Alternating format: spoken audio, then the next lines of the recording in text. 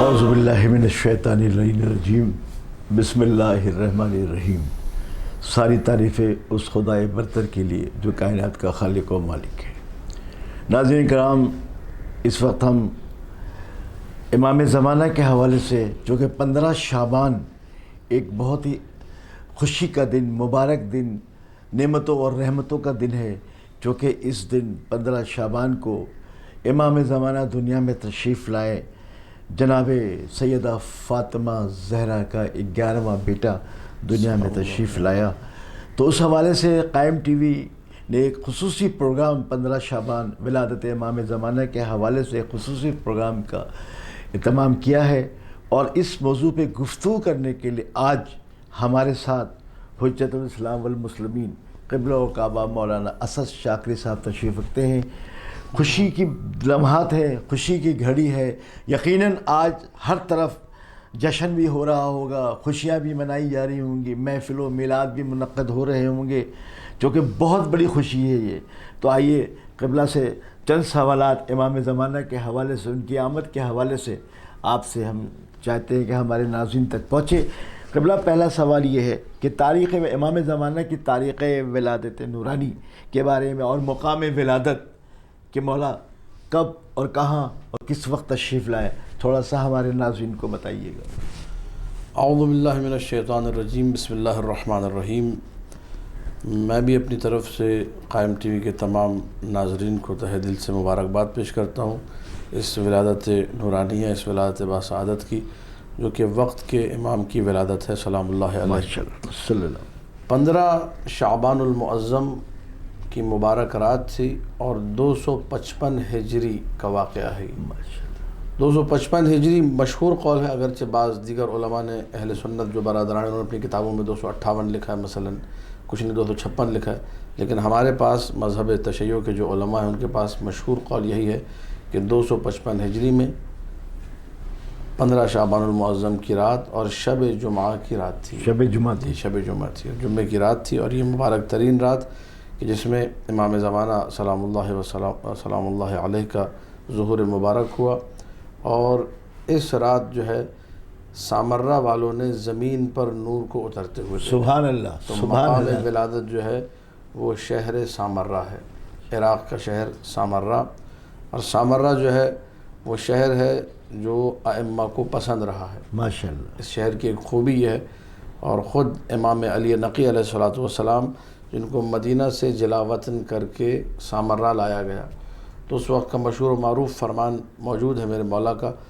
ظاہر مدینہ ان کا وطن ہے، مدینہ کو تو چھوڑ کر کبھی جا ہی نہیں سکتے، تو جب مدینہ سے نکالا گیا تو میرے مولا نے ارشاد فرمایا کہ مجھے مدینہ سے نکالا جا رہا ہے، اس میں میری خوشی نہیں ہے، میں ناراض ہوں، مجھے کراہت ہے اس بات سے کہ مجھے مدینہ سے دور کیا جا رہا ہے۔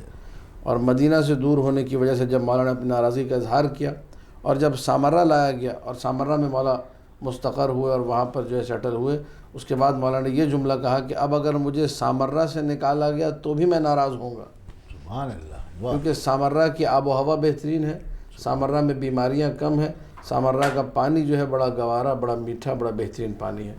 تو ایک شہر کے لیے جو ضروری ترین اشیاء ہیں وہ ساری کی ساری سامرہ میں موجود ہیں۔ اور میں یہ جملے یہاں پر کہوں گا مولا کے فرمان کے ذیل میں کہ جس زمین پر امام مبارک کے قدم پڑ جائیں اور مبارک قدم پڑ جائیں تو کیسے ہو سکتا ہے وہ شہر پھر اچھا نہ رہے، سبحان اللہ، واہ، شہر کی آب و ہوا کیسے گوارا نہ ہو، جس شہر میں نور امام زمانہ سلام اللہ علیہ اترا ہو، اس شہر کی آب و ہوا کیسے اچھی نہ ہو جہاں پر کئی ائمہ زندگی بسر کرتے ہوں۔ تو سامرہ ایک مقدس ترین مقام، مقدس ترین شہر ہمارے لیے، شیعان حیدر کرار کے لیے، جہاں پر سرکار امام زمانہ صلوات اللہ وسلام علیہ کی ولادت سے مبارک ہوئی کہ جب 15 شعبان المعظم کی رات آئی، اس رات کے واقعات ہیں۔ تو امام حسن عسکری سلام اللہ علیہ نے اپنی پھوپھی ماجدہ حضرت حکیمہ خاتون سلام اللہ علیہ ان کو طلب کیا اور کہا کہ آج حجت خدا نے زمین پر آنا ہے، سبحان اللہ، سبحان تو اللہ۔ آج آپ تشریف لے آئیے۔ تو حضرت حکیمہ خاتون نے یہ جملے کہے، اور میں ناظرین سے خاص توجہ چاہوں گا ان جملوں کے اوپر کہ بی بی نے ارشاد فرمایا کہ میں تو نرجس سلام اللہ علیہا میں کوئی ولادت کے آثار نہیں دیکھ رہی۔ واہ واہ واہ واہ واہ واہ تو اس سے بھی ثابت ہوا کہ یہ ولادت ایسی ولادت نہیں واہ جیسی واہ ہماری واہ، ولادت، سبحان اللہ۔ کوئی آثار مجھے نظر نہیں آ رہے۔ کہا کہ نہیں، امر، یہ توجہ چاہوں گا اس جملے پر، یہ مولا کے جملے، امر الہی کا ظہور نزدیک ہے، سبحان اللہ، قریب ہے کہ امر الہی ظاہر ہو جائے۔ جب حضرت حکیمہ خاتون سلام اللہ علیہ تشریف لے کر آئیں، دیکھا کوئی حمل کے آثار نہیں، لیکن حضرت نرجس خاتون سلام اللہ علیہ عبادت میں مشغول ہیں، قرآن کی تلاوت میں مشغول ہیں۔ تو بی بی یہ فرماتی ہیں حضرت حکیمہ خاتون سلام اللہ علیہ کہ میں نے نرجس سلام اللہ علیہ کے قریب آ کر سورہ انا انزلنا کی تلاوت کرنا شروع کی۔ سبحان اللہ، پوری توجہ چاہوں گا، خوشی کے لمحات میں یہ جملے واقعاً قیمتی ترین جملے ہیں۔ قیمتی ترین۔ جب میں نے انا انزلناہ فی لیلۃ القدر کی تلاوت کرنا شروع کی تو بطن اطہر سے کسی بچے کی بھی تلاوت کی آواز مجھے آنے سبحان لگی۔ اللہ، سبحان اللہ، سبحان اللہ۔ یہ وہ ولادت نورانیہ جسے ہم لوگ کہتے ہیں، اس کے بارے میں ہمارا عقیدہ یہ ہے کہ ہمارا جو معصوم امام ہے وہ طیب و طاہر پیدا ہوتا ہے، ماشاءاللہ، وہ ہر قسم کے رجس سے دور ہے وہ۔ بے شک۔ تو اب جب وقت ولادت قریب آنے لگا، بی بی فرماتی کئی دفعہ میں نے چکر لگایا، دیکھوں کوئی آثار جو ہے موجود نہیں ہے، اور میں اپنے کمرے میں جا کے لیٹ گئی تھوڑی دیر کے لیے۔ تو ایسے میں آواز آئی مجھے حسن عسکری کی کہ اب پھوپھی جان وقت ولادت قریب ہے۔ سبحان اللہ۔ جب میں پہنچی تو اب یہ منظر ہے، منظر وقت ولادت کا منظر کہ ایک نور سا ساطع ہوا سرزمین سامرہ پر۔ اللہ اکبر۔ جب وہ نور سرزمین سامرہ پہ ساطع ہوا تو دیکھا کہ ایک بچہ جو ہے وہ زمین پہ تشریف لا چکا ہے، جو یہ اقرار کر رہا ہے اشہد ان لا الہ الا اللہ، سبحان اللہ، اشہد ان محمد رسول اللہ، اور اس کے بعد تمام ائمہ کی گواہی دی ہے۔ ماشاءاللہ، ماشاءاللہ، سبحان اللہ۔ حضور ہم وقفے کی طرف جائیں گے، لیکن وقفے سے پہلے ایک چھوٹا سی آپ سے اور بھی سوال اپنے ناظرین کے لیے کہ یہ آپ نے ذکر کیا جناب شہزادی نرجس خاتون کا، مادر گرامی امام زمانہ، ان کے بارے میں کوئی مختصراً کچھ باتیں ہمارے ناظرین تک چاہوں گا کہ آپ۔ دیکھیے، جو سلسلہ نسب ہے امام کا، وہ چاہے پدری ہو یا مادری، دونوں طرف سے پاک و پاکیزہ ہوتا ہے۔ پاکیزہ ہوتا ہے، بے شک۔ حضرت نرجس خاتون سلام اللہ علیہ ایک پورے پروگرام کے تحت، الہی پروگرام کے الہی پروگرام، واہ واہ واہ واہ واہ واہ واہ، خانوادہ امام حسن عسکری میں تشریف لے کر آئیں، خادم کو کس طریقے سے بھیجا گیا، طویل روایت ہے، میں صرف اختصار سے عرض کر رہا ہوں۔ حضرت شمعون علیہ السلام کی نسل سے، جو حضرت عیسیٰ کے حواریین اور اصحاب خاص میں سے تھے، ان کی نسل سے یہ خاتون تھی، اور باقاعدہ خواب میں پیغمبر اکرم صلی اللہ علیہ وآلہ نے رشتہ مانگا اپنے بیٹے کے لیے کہ میرے بیٹے حسن عسکری کے لیے مجھے ایک زوجہ چاہیے، ان کے رشتے کو طلب کیا۔ انہوں نے تمام کے تمام ان بشارتوں کو، تمام کی تمام ان چیزوں کو عالم خواب میں مشاہدہ کیا۔ اس کے بعد جب ان کو اسیر کر کے لایا گیا تو پھر مولا نے فوراً اپنے خادم کو روانہ کیا کہ نرجس خاتون کو لایا جائے، اور جب وقت ولادت قریب آیا، سارا سلسلہ جب ہوا، گھر میں تشریف لائیں، تو پہلے ان کو نرجس کہا جاتا تھا، بعد میں ان کو ثقیل کہا گیا۔ ثقیل کا مطلب ہی وہ ہے جس سے نور جھلک رہا ہو، نور جھلک رہا ہو، ماشاءاللہ۔ تو یعنی کہ اگر مادری طرف سے دیکھا جائے، ماں کی طرف سے، تو سلسلہ نسب ملتا ہے حضرت عیسیٰ علیہ السلام کے حواریین سے، اور اگر باپ کی طرف سے دیکھا جائے تو محمد مصطفیٰ صلی اللہ علیہ وآلہ سے۔ تو یہ پورا سلسلہ نسب نورانی ہے، مبارک ہے، پاک و پاکیزہ ہے۔ اور حضرت نرجس خاتون سلام اللہ علیہ کے حوالے سے بس ایک چھوٹی سی بات عرض کر کے بات کو میں یہاں پہ اس سوال کی حد تک مکمل کروں گا کہ وہ لوگ جو کسی بھی قسم کی پریشانی میں مبتلا ہے، خاص طور پہ اولاد کے حوالے سے، تو وہ حضرت نرجس سلام اللہ علیہ کے حوالے سے کوئی بھی نظر مانے کہ اللہ نے ہمیں اولاد دی تو ہم بیوی کے لیے نظر منعقد کریں گے، مومن کو کھانا کھلائیں گے، بکرا ذبح کریں گے، کچھ بھی کریں گے۔ دیکھیے کہ اس کا اثر کس طریقے سے ہوتا ہے۔ جہاں سے کوئی مسئلہ حل نہ ہو تو وہاں آپ نرجس خاتون سلام اللہ علیہ کے حوالے سے نظر منعقد کیجئے۔ اور ہمیں روایات میں یہ ملتا ہے کہ امام زمانہ سلام اللہ علیہ کو وہ لوگ بہت پیارے ہیں، عزیز ہیں، جو ان کے مادر گرامی کے حوالے سے اعمال انجام۔ سبحان اللہ۔ ناظرین، آپ نے سنا کہ قبلہ کعبہ نے کتنی خوبصورت بات کہی، خاص طور پہ ان لوگوں کے لیے جن کے لیے یہاں اولاد نہیں ہوتی، کہ وہ نظر مانیں، منت کریں شہزادی نرجس خاتون کے حوالے سے، تو پروردگار عالم اس کی مراد کو برلاتا ہے۔ ناظرین آئیے وقفے کی طرف چلتے ہیں۔ وقفے کے بعد جب ہم دوبارہ یہاں آئیں گے تو ہمارے ساتھ قبلہ و کعبہ مولانا اسد شاکر صاحب موجود ہوں گے اور کچھ مزید سوالات ان سے وقفے کے بعد کریں گے۔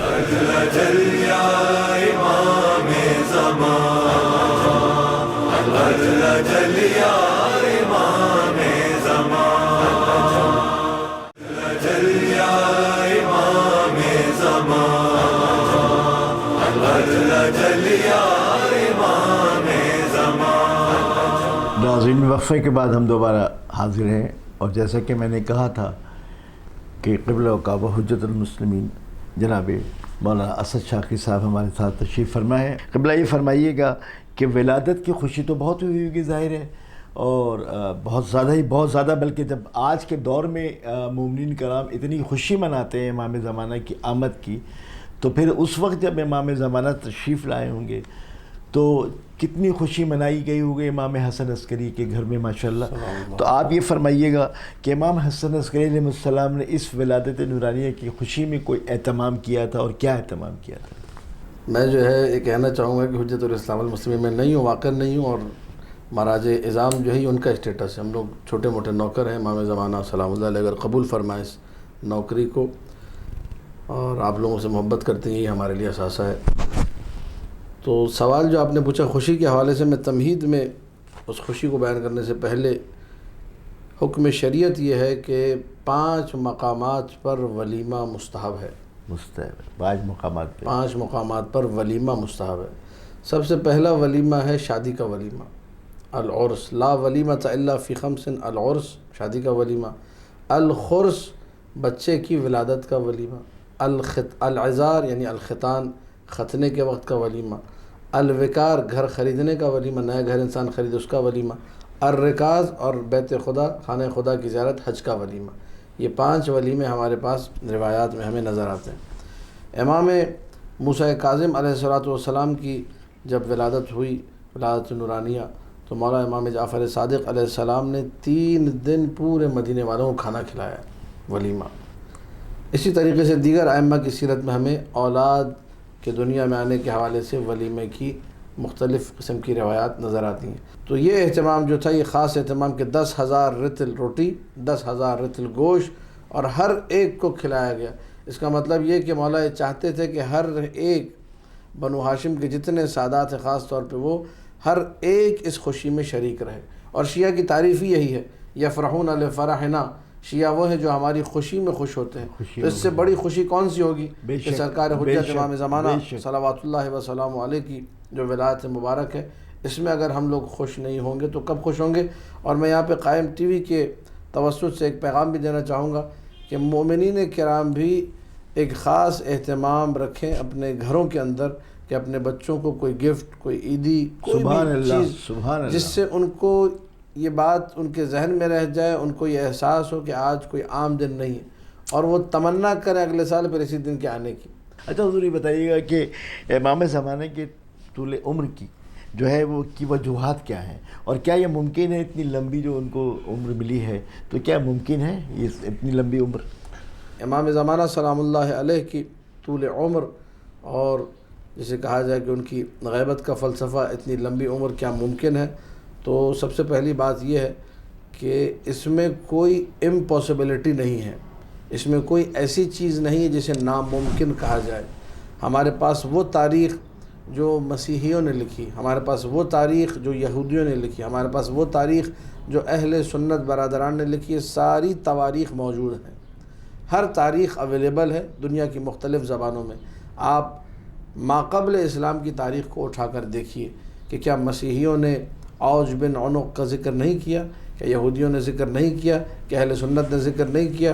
کہا کہ جی اس کی عمر 4000 سال تھی، وہ سمندر سے مچھلی نکالتا تھا اور سورج کی جو ہے گرمی اور تپش میں بھون کے کھاتا تھا، اس کو پیاس لگتی تھی تو وہ بادل جو ہے نچوڑ کے پانی پیتا تھا۔ اتنے لمبے قد والا عوج ابن عنق جو کہ کافر تھا، مسلمان نہیں تھا وہ، جس کو حضرت موسیٰ نے جو ہے قتل کیا تھا، اور اس کے جو ہے گھٹنے کی جو ہڈی تھی وہ دریائے نیل کے لیے پل بن گئی تھی. کتنا لمبا چوڑا ہوگا وہ. ان ساری باتوں پہ کوئی اعتراض نہیں کرتا ہے. سبحان اللہ, کیا دلائل آپ نے. یہ ساری کی ساری باتیں سب لوگ پڑھتے ہیں اور کہتے ہیں ہاں ہو سکتا ہے, اللہ تو قدرت رکھتا ہے. امام زمانہ کا ذکر آتا ہے, آل محمد علیہ السلام کا ذکر آتا ہے, تو اعتراضات امنڈ کے آنے لگتے ہیں. وجہ کیا ہے؟ یہ وہ بغض اہل بیت بسا اوقات ہوتا ہے جو انسان کے دل میں سے یہ سارے اعتراضات نکالتا ہے, اور پھر ہمارے مومنین جو کہ بغض اہل بیت نہیں ہو, حب اہل بیت سے مملو ہیں, وہ بیچارے پریشان تب ہوتے ہیں جب کتاب اور علماء سے دور ان کے پاس جواب نہیں ہوتا. سبحان اللہ. وہ کبھی بھی دل سے اعتراض نہیں کر سکتے. یہ دشمن اہل بیت کے اعتراض ہے. کیسے ہو سکتا ہے اتنی لمبی عمر؟ ہم نہیں مانتے جی. شیخ صدوق علیہ الرحمہ نے امام زمانہ کے حکم سے غیبت پر کتاب لکھی ہے, اکمال الدین و اتمام النعمہ, یا کمال الدین و تمام النعمہ کتاب کا نام ہے. اردو میں ترجمہ موجود ہے. پوری کتاب لکھنے کا مقصد یہ تھا, مولانا کا لوگوں کو بتاؤ کہ یہ غیبت کوئی نئی نہیں ہے, یہ سابقہ انبیاء کی امتوں میں غیبت کا سلسلہ رہا ہے. کتنے انبیاء تھے جو اپنی قوموں سے غائب رہے پھر پلٹ کر آئے. ایک نبی ہیں جو کہ جو نا ان کا انتقال ہو جاتا ہے, موت واقع ہو جاتی ہے, 100 سال بعد زندہ ہوتے ہیں وہ, 150 سال بعد زندہ ہوتے ہیں وہ. یہ واقعات تو قرآن کی زینت بنے ہوئے, یہ واقعات سارے کے سارے تاریخ میں موجود ہیں. لہٰذا غیبتیں موجود ہیں, ایسا نہیں کہ غیبت نہیں رہی. کم غیبت, تھوڑی لمبی غیبت, درمیانی غیبت, مختلف قسم کی غیبتوں کے واقعات ہمیں مل جاتے ہیں. اب فلسفہ غیبت کیا ہے, اس کے اوپر ایک الگ سے پروگرام کرنے کی ضرورت ہے. لیکن بہرحال جب لوگ جو ہیں حجت خدا سے دور ہوں, اور حجت خدا کی طرف جو توجہ ان کو دینی چاہیے, جو قرب اختیار کرنا چاہیے, اور یہاں پر معاملہ جو ہے وہ یونیورسل ہے, جہانی. آپ یہ نہ سمجھیے کہ جی میں اور آپ مثال کے طور پر مولا کو چاہتے ہیں. پوری کائنات کی جب نجات کی بات ہو تو ایک اوور آل ہمیں وہ ایٹماسفیئر چاہیے جس میں ہر بندہ جو ہے, اسی لیے کتنی بڑی جو ہے تعداد مسیحیوں میں سے آ کے امام زمانہ کے قریب ہوگی جب مولا کا ظہور مبارک ہوگا. کتنی بڑی تعداد جو ہے دیگر ادیان کی جو جوق در جوق آئیں گے امام زمانہ کے ہاتھ پر, اسلام کو قبول کریں گے, دین کے قریب آئیں گے. وہ وقت ہمیں نہیں معلوم, ہم اس وقت کو نہیں جانتے. میں صرف ایک جملہ کہہ کے بات کو تمام کروں گا. ہم جتنی دعائیں مانگتے ہیں کہ مولا کا ظہور جلد از جلد ہو جائے, یہ امام زمانہ سے لگاؤ کے لیے مانگتے ہیں, سبحان اللہ, مولا سے قرب کے لیے مانگتے ہیں. لیکن اس کا مطلب یہ نہیں ہونا چاہیے کہ اگر ہماری دعاؤں کے نتیجے میں ظہور نہیں ہو تو ہم کہیں گے کیوں نہیں ہو رہا. روایتوں کے جملے, دعاؤں کے جملے, بار الہ ہمیں ان لوگوں میں سے قرار دے. ظہور آج ہو گیا تو پریشان نہیں ہو کہ دیر سے کیوں نہیں ہوتی, جلدی کیوں ہو گیا, اور اگر دیر سے ہو تو پریشان نہ ہو کہ جلدی کیوں نہیں ہوا. ہم لوگ خدا کی رضا میں راضی ہیں. جب بھی ظہور ہو, جلدی ہو تو ہم راضی ہیں, دیر سے ہو تو ہم راضی ہیں. جو خدا کی رضا ہے. ہمارا عقیدہ یہ ہے کہ جو پردے میں ہمارا وارث بیٹھا ہے وہ خود بھی منتظر ہے, وہ خود بھی انتظار ظہور کر رہا ہے. جب امر الہی ہوگا تو یہ وقوع پذیر ہوگا, رونما ہوگا, ساری کائنات دیکھے گی کس طریقے سے فرزند زہرا امام زمانہ سلام اللہ علیہ ظہور فرمائیں گے اور اس کائنات کو تمام مظالم سے نجات دیں گے. ماشاءاللہ حضور. یہ قبلہ یہ فرمائیے گا, ابھی آپ نے غیبت کا تذکرہ کیا, تو یہ غیبت دو قسم کی ہے کہ امام زمانہ پہلے غیبت صغریٰ میں, پھر اس کے بعد پھر غیبت کبریٰ میں. تو اس کا درمیانی فاصلہ کتنا تھا, کس عمر میں یہ غیبت صغریٰ میں, اور پھر میں عرض کرتا ہوں 5 سال کی جو عمر ہے, 5 سال کی عمر تک ہمارے پاس روایات موجود ہیں اور پوری کتابیں لکھی گئی ہیں. 120 لوگوں نے, 150 لوگوں نے, 200 لوگوں نے, 250 لوگوں نے, جن لوگوں نے بے نفس نفیس جا کے مولا کی زیارت کی ہے. سرداب مقدس جو کہ زیارت کا مقام ہے. آج بھی اگر شیعیان حیدر کرار جنہوں نے مولا کی زیارت نہیں کی, وہ فقط جا کے سرداب کے تقدس کو سمجھیے گا. سرداب میں جا کر زیارت یاسین پڑھیں, امام زمانہ کی زیارت کریں, تو وہ یہ کہہ سکتے ہیں کہ ہم نے مولا کی زیارت کری. سبحان اللہ. سرداب کی زیارت کے ذریعے سے. تو سرداب وہ مقدس ترین مقام جہاں پہ 5 سال تک دیکھا. 5 سال کی عمر میں امام زمانہ سلام اللہ علیہ جو اس کے بعد کسی کو نظر نہیں آئے. اس کے بعد غیبت صغریٰ کا جو سلسلہ ہے جو کہ 79 ایئرز 79 سال کا تھا. اس 79 سال کے عرصے میں امام زمانہ کی غیبت صغریٰ تھی, جس میں 4 نائب ہمارے سامنے موجود تھے. نواب اربعہ ان کو کہا جاتا ہے. نواب اربعہ کا کانسیپٹ یہ ہے کہ یہ 4 نائب 79 سال کے عرصے میں لوگ اگر امام زمانہ تک کوئی پیغام پہنچانا چاہتے تھے, ان سے کوئی دعا لینا چاہتے تھے, کسی سوال کا جواب لینا چاہتے تھے, تو بیچ میں نائب ہوتا تھا. نائب نے سوال لیا, مولا کو پہنچایا, اور مولا سے جواب لے کے لوگوں تک پہنچا دیا. نائب کنیکشن کا کام کرتا تھا لوگوں اور امام زمانہ کے درمیان. سبحان اللہ. تو غیبت صغریٰ کا کانسیپٹ یہ ہے کہ اس میں آپ امام زمانہ تک اپنی بات کسی شخص کے ذریعے پہنچا سکتے ہیں. اور غیبت صغریٰ میں ان 4 نائبی کی جب انتقال ہوا آخری نائب کا علی ابن محمد سمری کا، تو مولا کی طرف سے توقیع آئی خط کہ اے علی ابن محمد سمری، تم نے 6 دن کے اندر اندر انتقال کر جانا ہے، تو اپنے تمام معاملات کو سمیٹو اور خبردار اب کے بعد کوئی سفیر، کوئی کنیکشن میرے اور لوگوں کے درمیان نہیں ہوگا. اب غیبت کبریٰ، اب یہاں پہ میں ایک جملہ عرض کرنا چاہوں گا. غیبت کبریٰ ہے تو کیا مطلب وہ جو بیچ کا کنیکشن تھا وہ ختم ہو گیا کہ ہمارا مولا سے کوئی کنیکشن نہیں ہے؟ نہیں. اب جو جتنا قریب ہونا چاہے مولا سے ہو سکتا ہے، لیکن اس کے لیے شرط یہ ہے کہ غیبت کبریٰ کے زمانے میں اپنے آپ کو اتنا ہی پاک و پاکیزہ بنائیں. ایک چھوٹی سی بات اور بتاتے چلے، چونکہ وقت تقریباً ختم ہو چکا، کہ آپ فرمائیے گا ہمارے ناظرین کے لیے، تمام سننے والوں کے لیے، کہ کیا آپ کچھ ایسا نشانیاں بتا دیں، کچھ ایسا کیا ممکن قریب نظر آ رہا ہے کہ امام کا ظہور جلد ہونے والا، کچھ ایسی حالات یا احادیث میں ہے کذب الوقاتون، جو وقت کو جو ہے معین کرے وہ جھوٹا ہے. وقت جو بھی معین کرے، کیونکہ جنہوں نے، ہمارے پاس تاریخ یہ پورا ایک موضوع ہے جس پہ 1 گھنٹے کا لیکچر ہو سکتا ہے، جنہوں نے بھی وقت معین کیا فساد ہوا. اب کوئی وقت انسان معین کر دے کہ جی مجھے یہ لگتا ہے وہ وقت ہوگا، اس وقت ظہور نہیں ہو، لوگ پھر بدل ہونا شروع ہوتے ہیں. صحیح، بالکل. اتنے بڑے عالم نے کہا تھا کہ ظہور ہوگا اور نہیں ہوا. ہم لوگ منتظر ہیں امر خدا کے. جب بھی ظہور ہوگا مولا کے نام پر اپنی جان قربان کرنا اپنے لیے فخر، اپنے لیے شرف سمجھیں گے. وقت ہمیں نہیں معلوم، یہ وقت امر الہی ہے، یہ وقت خدا کے علم ہے، ہم لوگ اس وقت کو نہیں جانتے. ماشاءاللہ ماشاءاللہ. ناظرین، ہمارے پروگرام کا وقت ختم ہوا، اجازت دیجیے، لیکن اس سے قبل میں قبلہ و کعبہ مولانا اسد شافعی صاحب کو بھی آج کے دن کے حوالے سے مبارکباد پیش کرتا ہوں، اور دعا قائم ٹی وی کی جانب سے بھی آپ کو مبارکباد پیش کرتا ہوں، اور دعا کرتے ہیں پروردگار عالم آپ کو عمر طویل عطا فرمائے.